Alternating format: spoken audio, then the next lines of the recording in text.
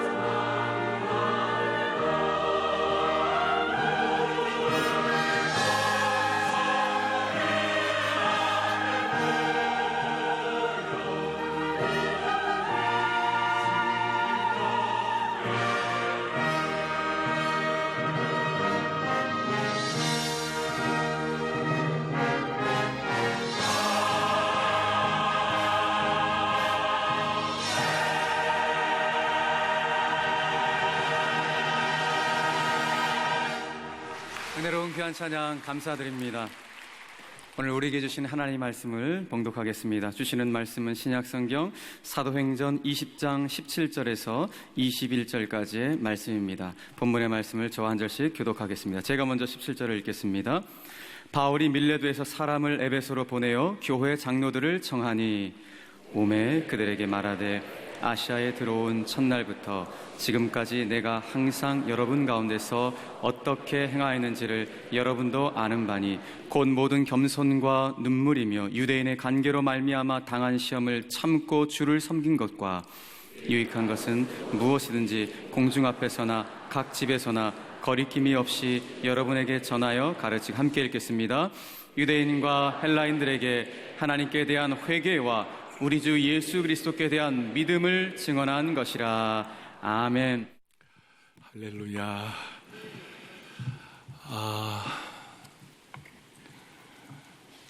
우리는 한치 앞을 내다볼 수 없는 요한한 인생입니다. 지진 5.7도 일어났다고 벌벌 떠는 인생입니다.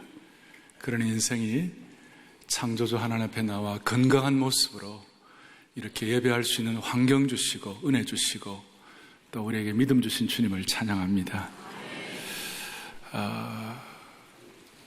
그동안 한 1년 동안 못했는데요, 어떤 성도가 저한테 와서 목사님, 왜 목사님 요즘 좋습니까? 그거 안 물어봅니까? 그래 제가 그거 한번 해야지 그러고 있다가 요즘 사역이 많아서 이렇게 잘 못했습니다. 오늘 참 우리 북보 차오르는 마음에 감동을 가지고 남들은 오고 싶어도 이 자리에 못 오고, 어떤 사람은 건강 때문에 못 오고, 어떤 사람은 시험 들어 못 오고, 어떤 사람은 환경이 안 돼서 못 오는데 우리는 이렇게 와서 주님 앞에 예배할 수 있다는 사실을 치밀어 오르는 감동이 있는 그런 고백이 되었으면 좋겠어요. 그런 마음으로 오랜만에 제가 사랑하는 성도 여러분, 예수님 때문에, 예배 때문에, 복음 때문에 어떻습니까? 물어보면 우리 한번 좋습니다. 한번 하실 수 있겠어요? 네? 감사한 마음으로 하실 수 있겠어요? 사랑하는 성도 여러분, 오늘 예수님 때문에, 복음 때문에, 이 예배 때문에 여러분 어떻습니까? 좋습니다. 다시 한번 어떻습니까? 좋습니다. 할렐루야. 여러분들의 삶의 모든 짐들이 다 벗겨지기를 바랍니다. 다시 한번 우리 마음속에 영혼의 세포가 춤을 추게 하여 주시옵시고 은혜의 endorphin이 나오게 하여 주시옵소서. 그래야 죽은 자를 살리시고 없는 것을 잃게 하신 하나님을 믿게 하여 주시옵소서. 저는 오늘 계속해서 사도행전 강의 새로운 미래를 향한 새로운 토대 가운데 오늘은 신앙의 핵심 주제가 무엇인가, 그것을 말씀을 나누겠습니다. 오늘 본문의 요절 중에 하나가 21절입니다. 21절이 이렇게 나와 있습니다. 유대인과 헬라인들에게 하나님께 대한 회개와 우리 주 예수 그리스도께 대한 믿음을 증언한 것이라 그랬습니다. 그러니까 신앙의 핵심 주제가 뭐냐? 딱 두 가지라는 거예요. 하나님께 대한 회개, 또 하나는 예수 그리스도께 대한 믿음. 이 두 가지가 신앙의 핵심 주제라는 것이에요. 이 두 등이 튼실하면 우리 신앙의 아름다운 집을 지어갈 수가 있다는 것입니다. 무슨 말인가 하면 바울 사도 자신도 온갖 종류의 고통과 공격과 아픔과 수많은 두려움 가운데서도 이거 하나 지켰어요. 하나님께 대한 뭐예요? 회개와 또 하나는 우리 주 예수 그리스도에 대한 믿음. 이 두 가지 축을 가지고 그의 신앙의 토대가 흔들리지 않았다는 것입니다. 오늘 본문은 사도 바울이 에베소에 있는 장로들을 모셔다 놓고 오랫동안 사역하던 그곳에서 이제 고별 설교를 하게 되는 내용입니다. 자세한 것은 다음 주에 제가 좀 더 말씀을 드릴 것이고, 여한이 고별 설교를 하는데 바울의 입장이 참 그동안 쉽지 않은 입장이었어요. 왜냐하면 바울의 사도성에 대해서 의문을 갖는 사람들이 있었습니다. 그는 예루살렘 교회 추천서가 없었다, 그리고 바울이 무슨 사도냐, 이런 식으로 어려움을 갖고 공격하는 사람들이 있었습니다. 동시에 바울 사도가 그 당시에 모금을 좀 해가지고 예루살렘에 있는 교회들을, 성도들을 도우려고 하는데 저 모금하는 거 저거 사기꾼이다, 그리고 바울은 정말 진실하지 못한 목회자다, 정직하지 못한 목회자다, 이런 식으로 막 매도를 하는 거예요. 더더구나 바울에게 마음속에 괴로움을 끼쳤던 것 중에 하나는 뭐냐면 바울 사도는 어떤 사람인가? 교만하다는 것이에요. 교만해가지고 문제와 소동을 일으키는 사람이다. 이런 식으로 하니 바울의 마음속에 얼마나 괴로웠는지 19절 좀 보세요. 19절 보니까 곧 모든 겸손과 눈물이며 그 다음에 유대인의 관계로 말미암아 당한 시험이라고 그랬어요. 얼마나 고통스러운지. 그는 사도성이 없다, 그는 정직하지 못하다, 진실하지 못하다, 그는 사기꾼이다, 이런 식으로 막 얘기를 하니까 바울 사도의 입장에서는 내적으로 너무 마음이 아픈 거예요. 내면의 고통과 위험은 말로 다 할 수 없었어요. 그래서 바울은 고린도후서에서도 그런 고백을 하죠. 밖으로는 두려움이요 안으로는 다툼이다. 이 문제를 어떻게 하면 좋겠는가?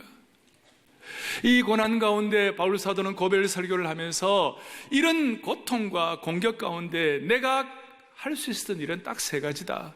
하나는 18절에 뭐라고 말씀하고 있는가 하면 첫날부터, 아시아에서 들어온 첫날부터 지금까지 내가 항상 여러분 가운데서 어떻게 행하였는지를 여러분도 아는 바니 뭐라고 얘기했느냐? 19절에 첫째, 모든 겸손과 눈물이며 그 가운데서 나는 이 원칙 지켰다. 겸손과 눈물을 지켰다.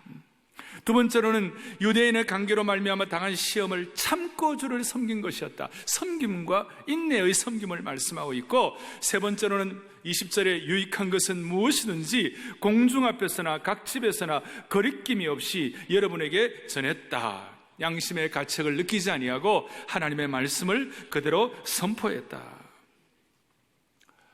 그래서 바울의 고백대로 나의 달려갈 길과 주 예수께 받은 사명 곧 하나님의 은혜의 복음 증거하는 마치려 하면 나의 생명을 조금도 귀한 것으로 여기지 않는 그런 사역을 했다. 참 이걸 보면서 저는 목회자로서 많은 것을 주님 앞에 정리하고 회개하고 자신을 돌아보고, 오늘 이 내용은 어떻게 보면 예수 믿는 일반 성도들에게 바울이 주시는 강력한 권고라고 말할 수 있어요. 바울은 첫째, 겸손과 눈물이다. 그 다음에는 모든 어려움 가운데서도 참으면서 인내하면서 섬겼다. 그리고 양심에 거리낌이 없이 하나님의 말씀을 선포했다. 그리고 이것을 뭉뚱그려서 한꺼번에 모아가지고 21절에 유대인과 헬라인들에게 하나님께 대한 회개와 우리 주 예수 그리스도께 대한 믿음이다. 환경이나 사람을 바라보지 아니하고 하나님 바라보면서 이렇게 집중했다. 따라서 이렇게 말할 수 있습니다. 바울 사도의 모든 어려움과 고통은 오늘 얘기한 대로 회개와 믿음에 대해서, 참된 회개와 참된 믿음에 대해서 계속 집중하고 반복할 때 그 어려운 것들을 이겨낼 수가 있었다는 것이에요. 사랑하는 교우들이여, 우리의 삶에 왜 어려움이 없겠어요? 주위를 둘러보면 아무도 없는 것 같고, 주위를 둘러보면 마음 둘 곳이 없는 것 같은 그런 일들이 왜 없겠어요? 그 가운데서 이 일을 돌파할 수 있는 중요하고 튼실한 토대가 뭐냐? 하나님께 대한 회개와 예수 그리스도에 대한 믿음, 이 두 가지 토대가 확고하게 자리 잡을 수 있도록 오늘 이 예배를 통하여 은혜 주시기를 바라는 것입니다. 오늘 이 말씀을 우리가 확인하기 위해 첫째 우리가 깨닫는 것은 뭐냐? 첫째 우리가 좀 살펴볼 것은 뭐냐면 참된 단어의 뜻이 왜곡된 시대를 우리는 살고 있어요. 회개다 그러면 회개가 뭔가? 믿음이다 그러면 믿음이 뭔가? 여기에 대해서 단어의 뜻이 퇴색이 된다든지 왜곡이 된 시대를 살고 있어요. 예를 들어 참된 단어의 뜻이 퇴색된 것은 이것입니다. 프랑스 혁명 때 프랑스 혁명의 기치가 뭐였습니까? 자유와 평등과 박애였어요. 근데 지금 프랑스 혁명 생각하면 자유, 평등, 박애 그거 생각하면 가슴이 막 뛰고 막 그런 일이 있습니까? 그렇지 않아요. 그 무슨 뜻이냐면 그 뜻이 벌써 많이 퇴색되었다 그런 뜻이에요. 대학들마다 진리 자유를 외칩니다. 근데 대학교 학생들이 지금 진리 자유를 생각하면 가슴이 막 벅차고 그렇게 합니까? 그거 많이 퇴색되었어요 지금.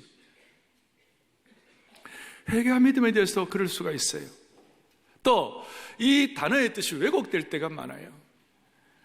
교회라는 말, 교회가 얼마나 귀한 용어입니까? 예수 그리스도의 피로 값주고 사신 생명과 성령의 공동체인데 이단들이 이걸 막 퇴색을 시킨 거예요. 이 교회라는 이름을 그냥 종교적인 집단의 모임을 지칭하는 정도로 왜곡시켜버렸어요.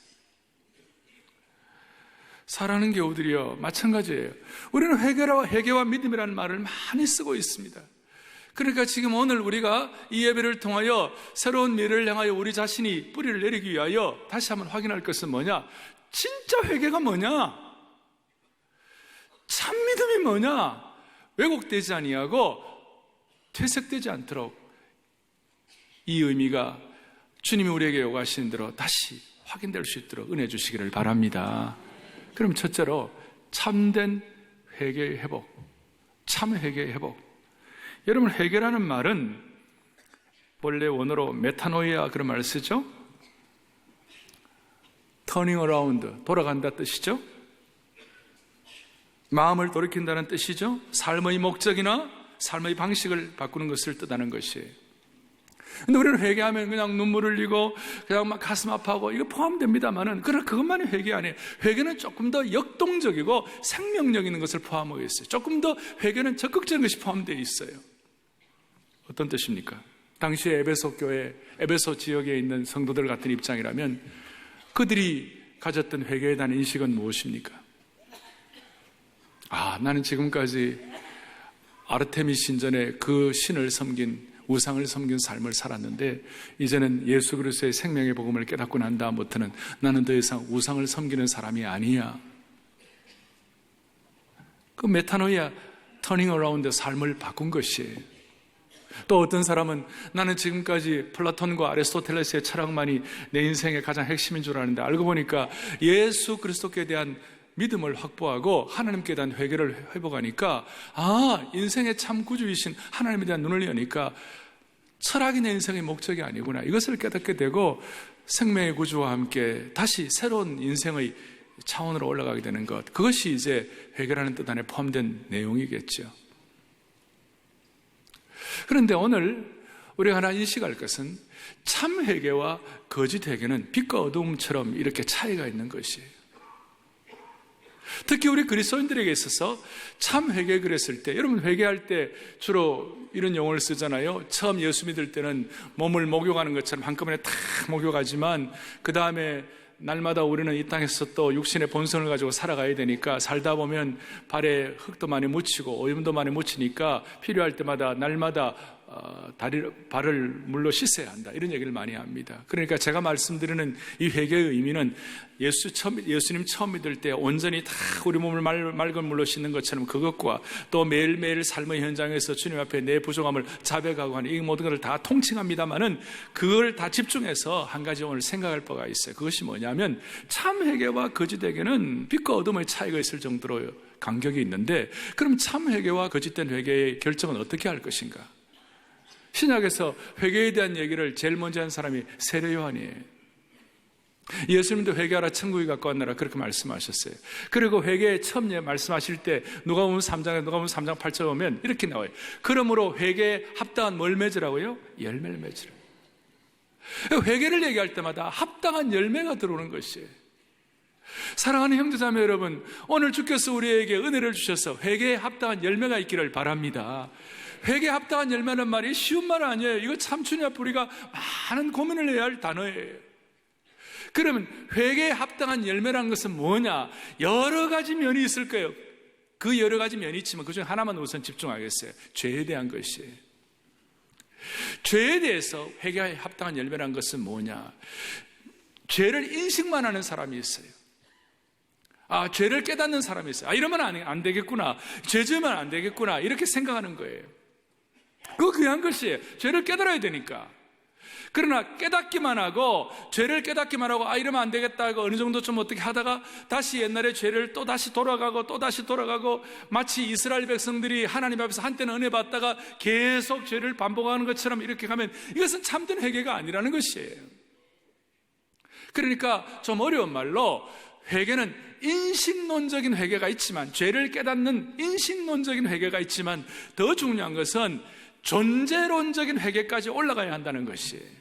무슨 말이냐? 회개에 합당한 열매를 통하여 죄를 미워하는 수준까지 올라가야 된다는 것이에요.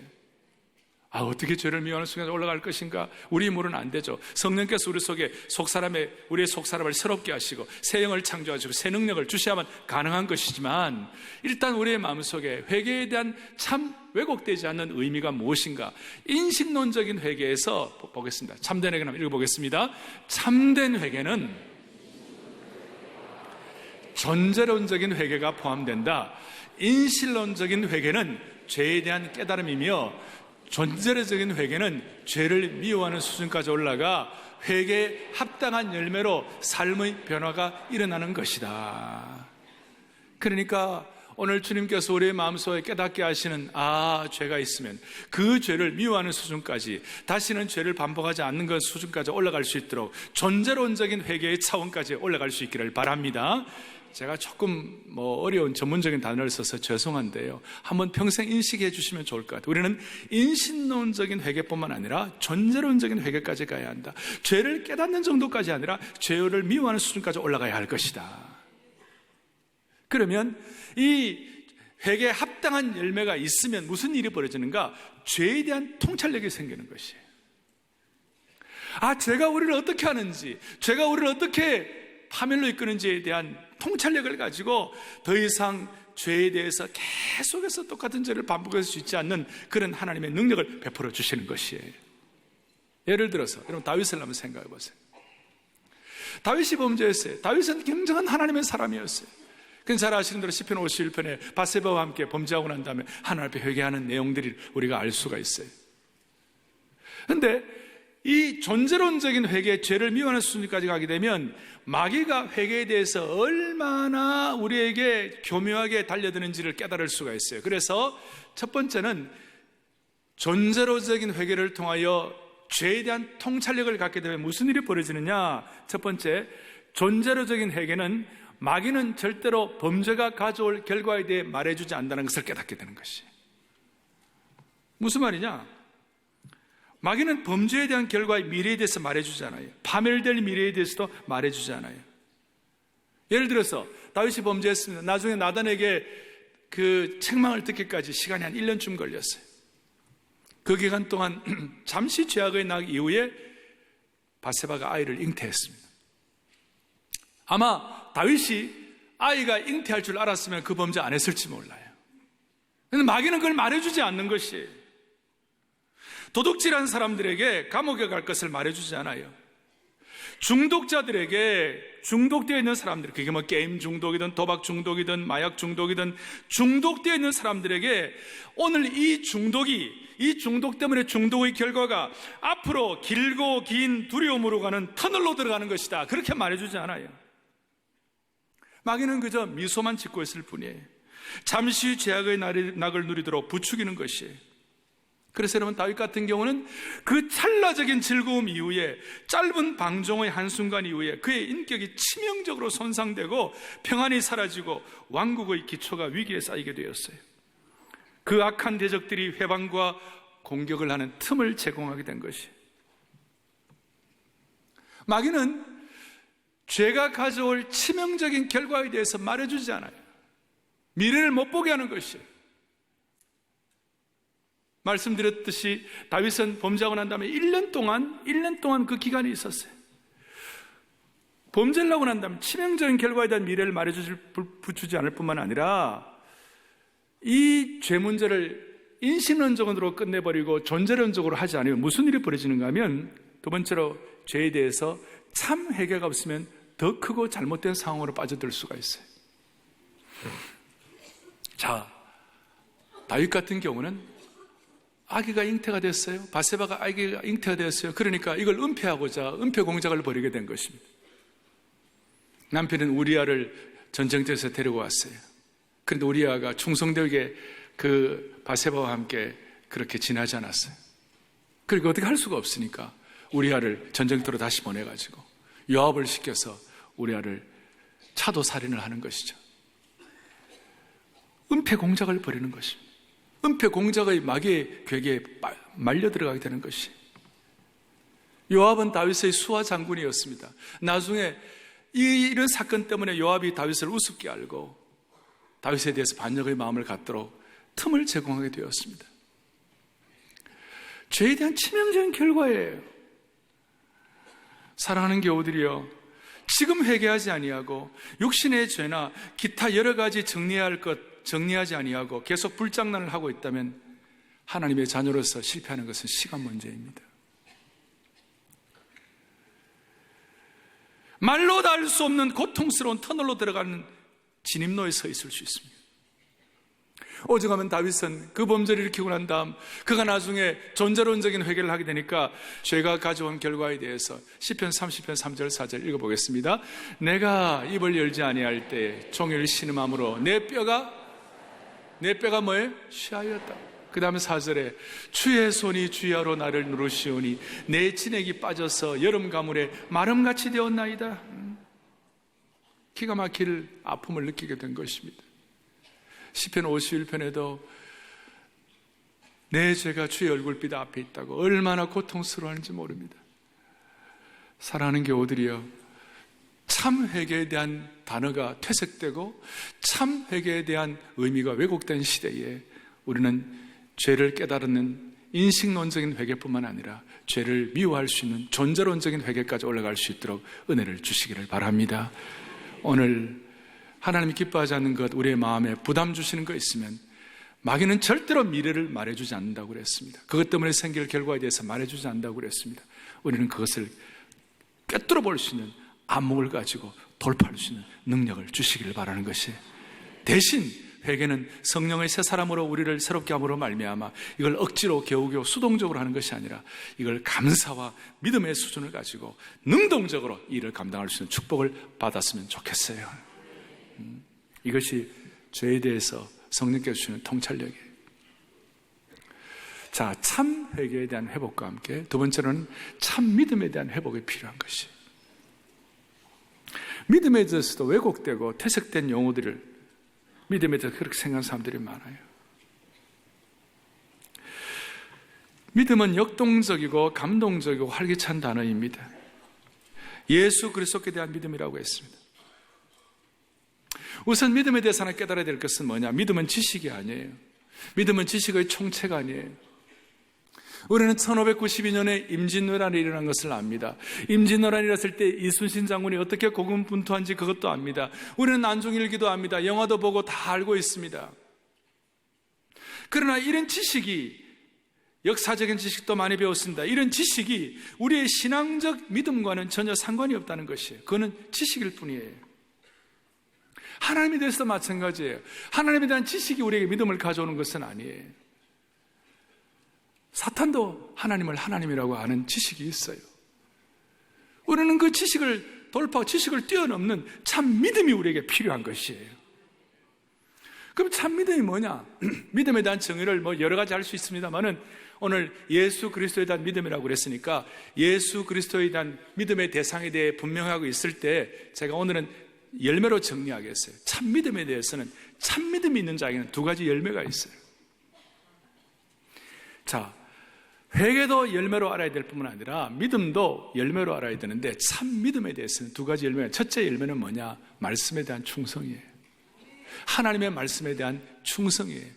참 믿음의 열매는 말씀에 대한 뭘 가져온다고요? 충성을 가져온다. 믿음에 대해서 얘기하면 가장 우리에게 와닿는 것이 믿음장 히브리서 11장이에요. 바울도 마찬가지였을 거예요. 과거의 믿음의 선조들의 그 참 믿음에 대한 충성도를 늘 마음속에 확인할 수 있었을 거예요. 히브리서 11장 7절 좀 보세요. 노아에 대해서 이런 말씀을 합니다. 믿음으로 노아는 아직 보이지 않는 일에 경고하심을 받아 경외함으로 그 집을 구원하였으니 이로 말미암아 세상을 정죄하고 믿음을 따르는 의의 상속자가 되었느니라. 자, 믿음으로 노아는 보이지 않는 일에 경고하심, 하나님 말씀을 순종하는 것이에요. 방주를 짓는데 이게 쉬운 일이 아닙니다. 아라라산은 해변가에서 250km 좀 떨어져 있는 곳입니다. 거기서 250km 떨어진 곳에서 해변가에서 배를 짓는다면 누가 뭐라 그러겠어요? 해변가가 아니라 산 쪽에서 배를 짓는 사람들이 얼마나 우습게 알겠어요? 그런데도 불구하고 말씀에 대한 충성을 가진 것입니다. 사랑하는 교우들이, 오늘 이 시대는 하나님의 말씀에 대해서 충성하지 못하도록 하는 시대입니다. 우리의 귀를 수많은 것들이 막고 있는 것이, 온갖 세상의 소리들이, 심지어 SNS를 통하여, 텔레비전을 통하여 수많은 소리들이 시도 때도 없이 우리의 눈과 귀를 장악하고 있는 것입니다. 하나님의 말씀을 보고 듣고 읽고 묵상하고 적용할 시간이 없습니다. 겨를이 없어요. 그래서 우리는 세상의 소리가 시끄러울수록 하나님의 말씀에 대해서, 하나님의 말씀에 들을 수 있도록 환경을 달라고 해야 합니다.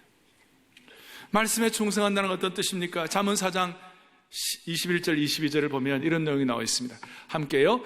그것을 내 눈에서 내 마음속에, 22절, 그것은 얻는 자에게 생명이 되며 그의 온 육체에, 아멘. 내 아들아, 내 말에 주의하여 내가 말하는 것에 내 귀를 기울이라. 하나님이 하시는 말씀에 대해서 귀를 기울이라는 것이. 지난 주간에 우리 사역자들이 사역 전략회의를 좀 했습니다. 제가 전략회의 하면서 제가 우리 교육자들의 이런 내용을 말씀을 드렸어요. 요즘 내가 주님 앞에서 깨닫는 거 하나 있다. 사도행전 26장 19절에 보면 바울이 이런 고백을 한다. 사도행전 26장 19절이 하늘에서 내게 보이신 것을 내가 거스르지 아니하고, 하나님이 내게 말씀을 통하여 내게 보이신 것을 거스르지 아니하고, 말씀에 대한 순도에 하나님 앞에서, 하나님께서 오늘도 이 말씀을 통하여, 큐티를 통하여 날마다, 또 여러분들 성경 읽는 가운데 주께서 여러분들에게 주시는 음성이 있을 것이에요. 하나님께서 여러분들에게 말씀을 통하여 보이신 것을 우리가 거스르지 않는 축복을 주시면 좋겠어요. 거스르지 아니하고.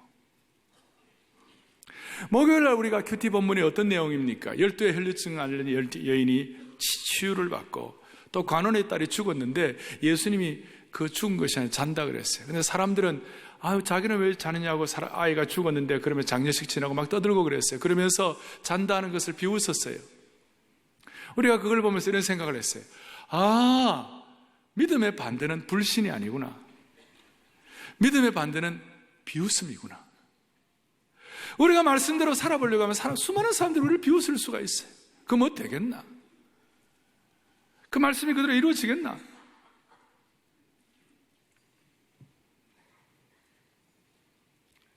하나님의 말씀에 관한 충성에 관한 마스터가 없어요.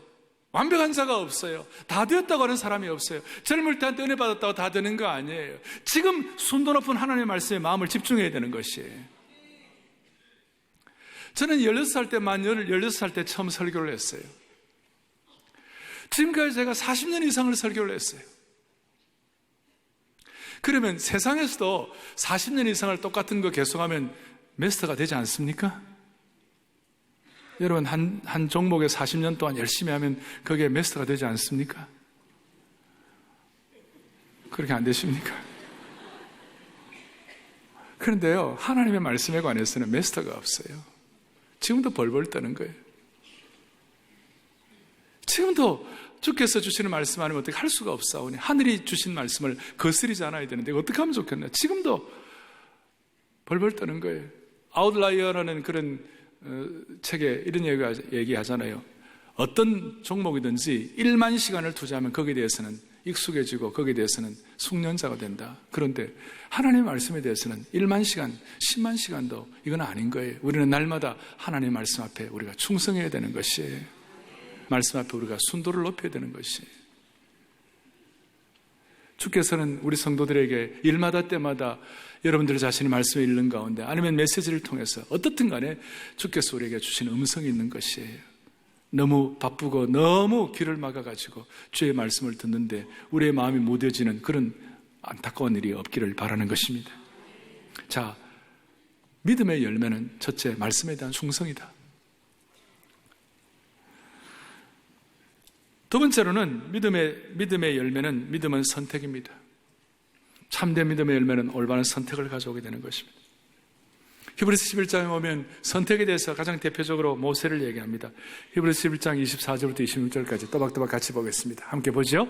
믿음으로 모세는 장성하여 바로의 공주의 아들이라 칭함받기를 거절하고, 계속 도리어 하나님의 백성과 함께 고난받기를 잠시 죄악의 낙을 누리는 것보다 더 좋아하고 선택하는 거예요. 26절, 그리스도를 위하여 받는 수모를 애굽의 모든 보화보다 더 큰 재물로 여겼으니 이는 상 주심을 바라보고 주님을 바라보면서 애굽의 왕자에서 백성들과 함께하는 것을 선택하게 된 것이.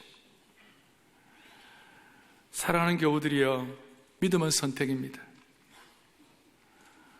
우리가 오늘도 좀 주일날 오래 신앙생활하는 분들은 당연히 예배를 드리는 거지만 처음 신앙생활하는 분들은 교회 갈까 말까, 오늘 비 온다는데 서초 퍼레이드도 포기했다는데 나도 포기할까.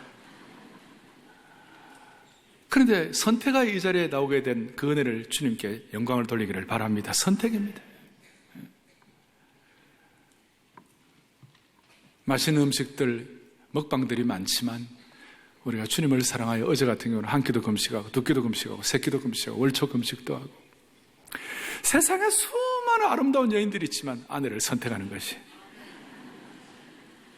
아내와 남편의 믿음의 선택이에요. 세상에 수많은 아름다운 멋진 남자들이 있지만 남편을 한 사람을 선택하는 것이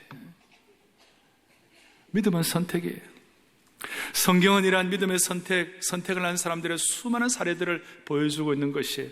아벨은 하나님이 받으시는 예배의 제사를 선택했습니다. 에녹은 하나님과 동행하는 삶을 선택했습니다. 아브라함은 순종을 선택했습니다. 요셉은 하나님의 주권을 선택했습니다. 기생 라합은 보이는 세상이 아니라 보이지 않는 하나님을 선택했습니다. 갈렙은 80이 넘은 나이에도 신앙적인 꿈을 선택한 것입니다. 한나는 고통 속에서도 기도를 선택한 것입니다.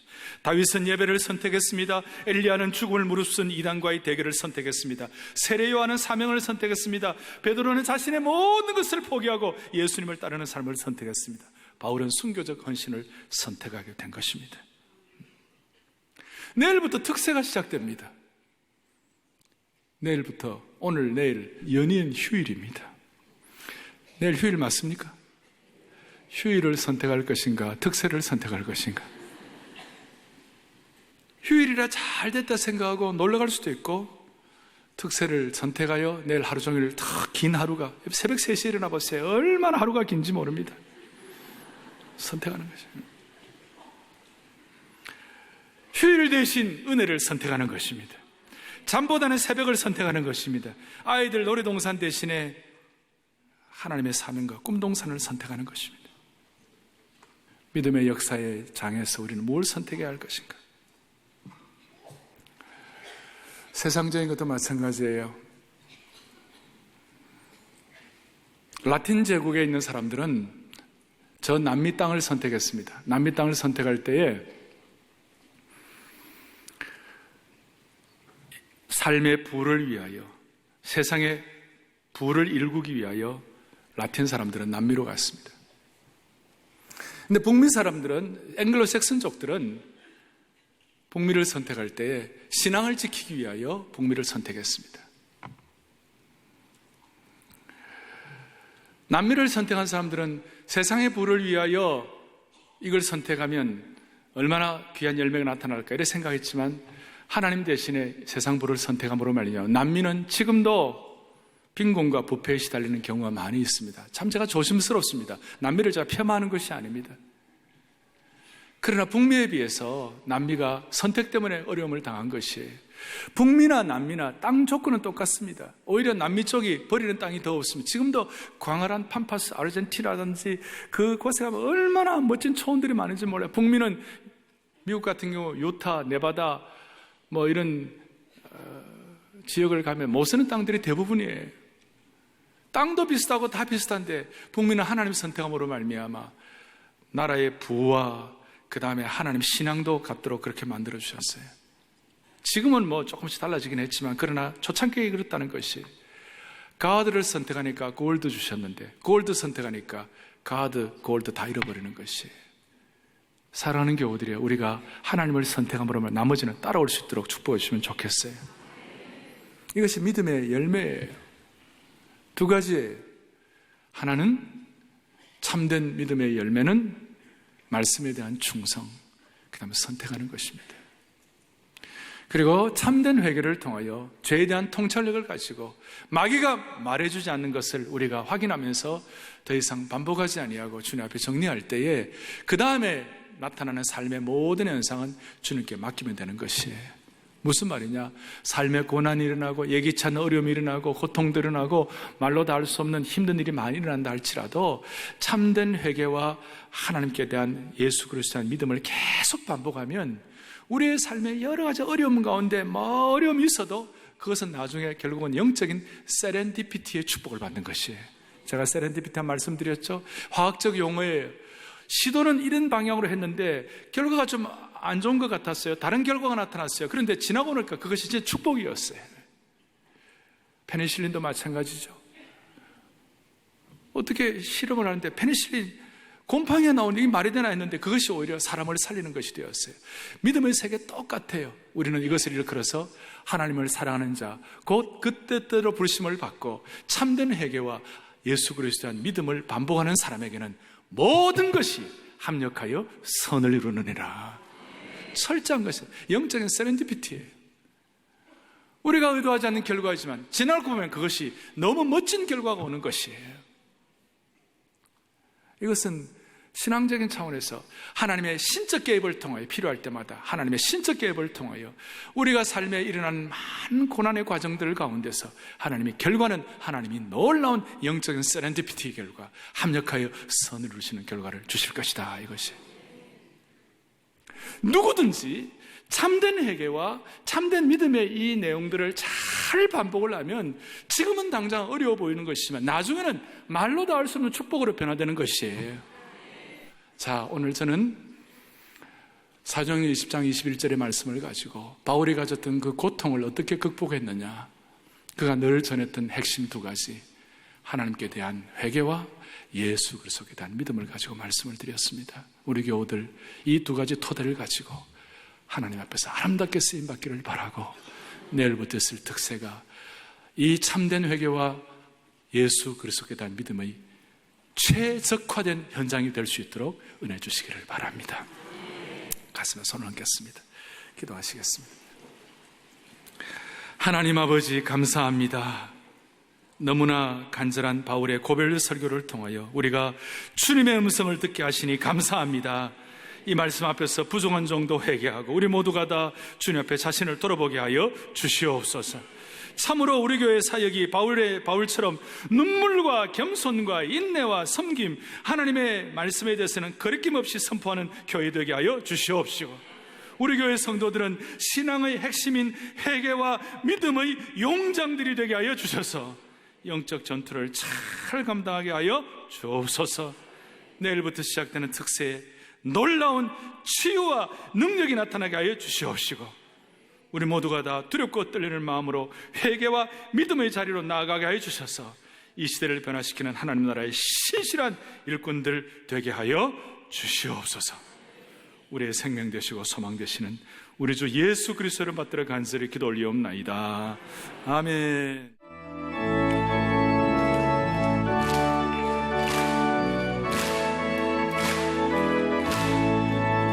주의 진리 위에 십자가 하늘 높이 쳐들고 주의 군사 되어 영광스럽게 찬송하며 나가세 나가세 나가세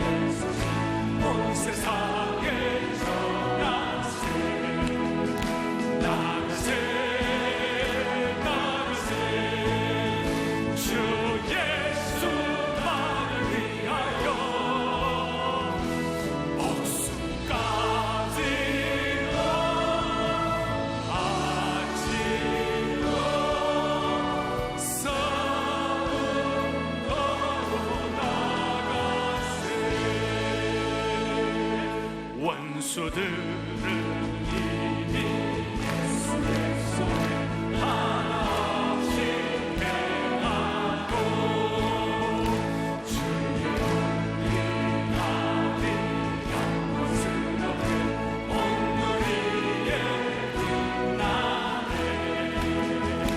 나가세 나가세 나가 주 예수만을 위하여 목숨까지도 바치고 싸움터로 나가세 나가세 주 예수만을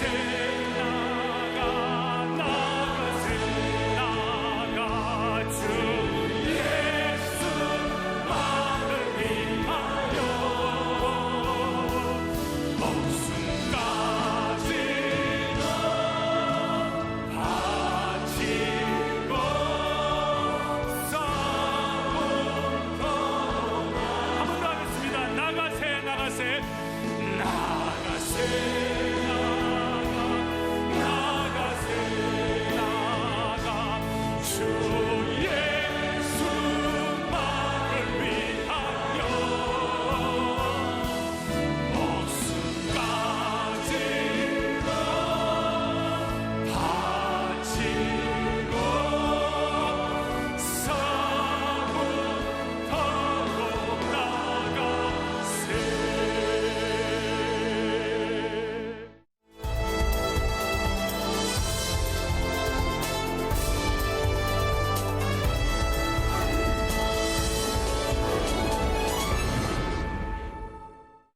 지난 24일 세계 선교를 위한 연합기도회가 미션센터 바나바 새가족홀에서 진행됐습니다.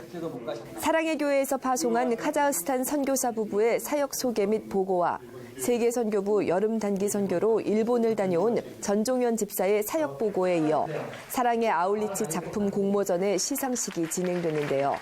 수기와 영상사진 부문별로 대상, 최우수상, 우수상을 시상했습니다. 이 제자훈련이 사랑의 교회를 떠나서 또한 정말 아프리카까지 계속해서 가고 있는 그런 것들이 저희에게 감동되는 그런 시간들이었고요. 또 그런 사진들이 이렇게 상으로 받게 돼서 하나님께 감사하고 수기를 쓰면서 단선에서 있었던 일들이 다시 다 기억이 나서 더 좋았던 것 같고 제가 얼마나 좋은 환경에서 살고 있는지를 알아서 이제는 감사하며 살기로 했습니다.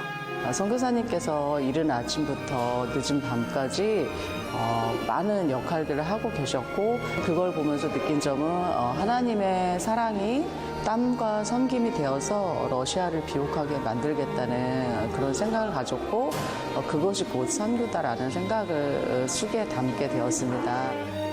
시상식 후에는 영상 부문 대상을 받은 여제자훈련 4반의 캄보디아 단기 선교 작품을 함께 감상했는데요. 제자훈련생들이 선교사와 동역한 여러 사역들을 보며 캄보디아를 마음에 품고 세계선교부 미디어 선교회 회장이 심사평을 전하며 단기 선교 영상을 통해 받은 은혜를 나눴습니다. 연합기도의 마지막 순서로는 교회 사역과 세계선교부 사역을 위해서 또 키르기스스탄과 아제르바이잔 등 중앙아시아에 파송된 선교사 16가정을 위해 합심해서 기도하는 시간을 가졌습니다.